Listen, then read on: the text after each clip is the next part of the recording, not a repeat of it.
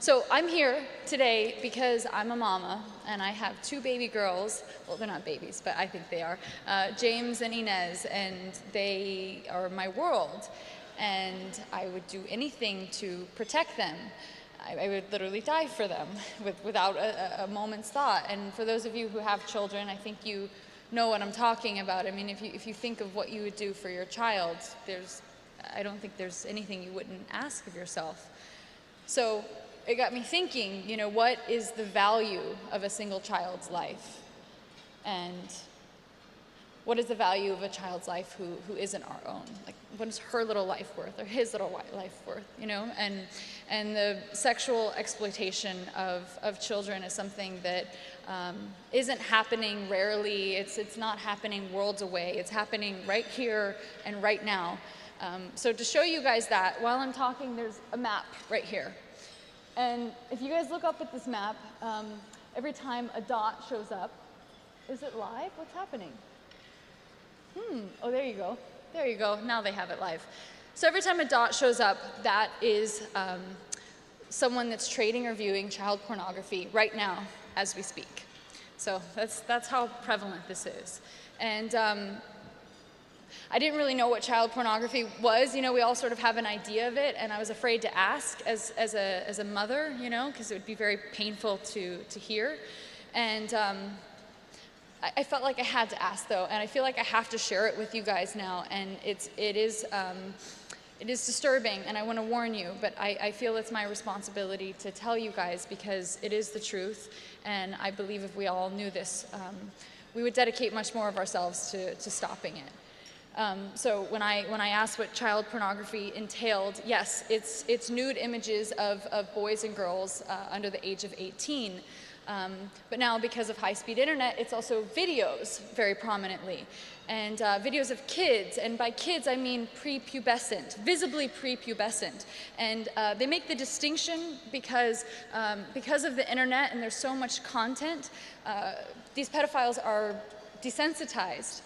Because of that, the kids are getting younger, and the content is getting that much more devastating.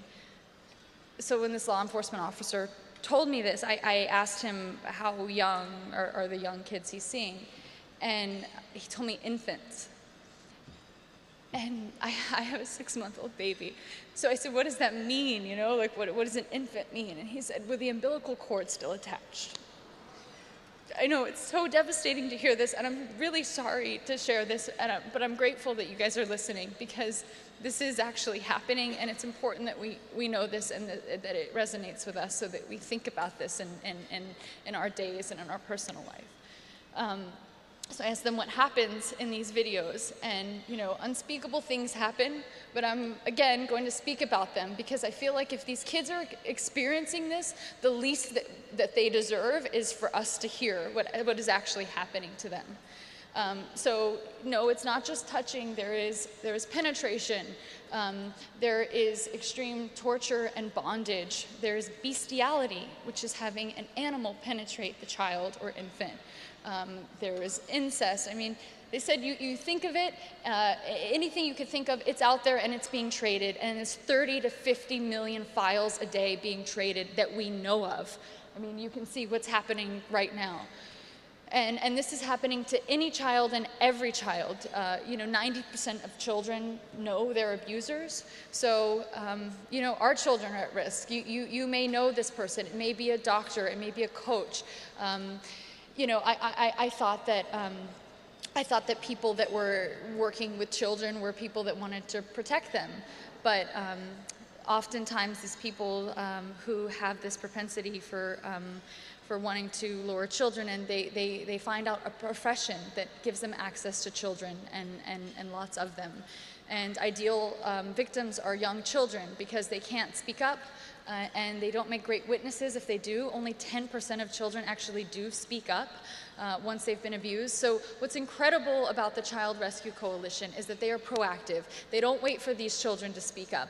They can identify these pedophiles. They can see the IP address that's trading this child pornography. They don't know, there's no privacy issues, there's no big brothering. They see the IP address of who's trading these files, and they give that to law enforcement. And the trading of these files is a felony, so law enforcement can knock on that person's door and see if that person has access to a child, because the average abuser abuses between 50 and 100 children in their lifetime. Per person, per abuser. And the average person that views child pornography, between 55 and 90% of people viewing it are actually hands-on abusers or will become abusers. And you know, you think that sounds like a lot, 50 to 100, maybe that's unrealistic, but the kids age out of the age that they stay silent, or they age out of the sexual preference of the predator. And I was told the story of an oncologist, a pediatric oncologist who was raping his children with cancer by the hundreds. And there was a nurse who was working with children with mental and physical disabilities. And when he was caught, they asked him how many children he abused. And he looked outside the window at the snow and said, "How many snowflakes are there outside?" So this is so prevalent, and I want you guys to know this, and I want it to resonate with you, and I want you to see that the Child Rescue Coalition, in just 3 years, has found 9,000 predators so far. They have saved 2,000 children.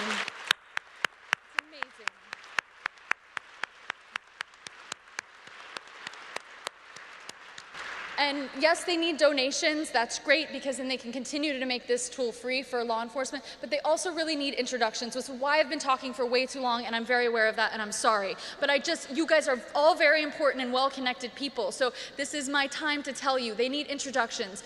They need introductions to big companies. So for example, let's say, you know, because they have the IP address of all of these predators, they could give the IP address over to care.com or Uber, and if that person is filing for an application to work at this company, to become a nanny or a driver, they're immediately rejected because they've traded child pornography. Or if Comcast wants to receive their list of IP addresses, or any big internet service provider, they can block that content from being shared because they know what those files are. There are no privacy issues. They just block that illegal content. So why the hell are we not doing this? It makes no sense. We have to make these introductions. We have to help these kids. It doesn't infringe on anything legally. So I just encourage you, table 17, we have flyers with the list of companies that need introductions. So thank you to Carly Yost, who's here, the founder and CEO of the Child Rescue Coalition. She is the real hero, along with everybody at the coalition, Bill Wiltsey. Thank you to everybody protecting our children. They are the real heroes. And thank you to all of you who spent your afternoon sitting here, listening to all of us talk about these things that are really painful. And I just think, I just feel really grateful to have the opportunity to speak for the people that aren't able to speak for themselves. And I know that all of us feel that way today. So thank you for valuing everyone's life, for these children's lives. Thank you. Sorry for talking for so long.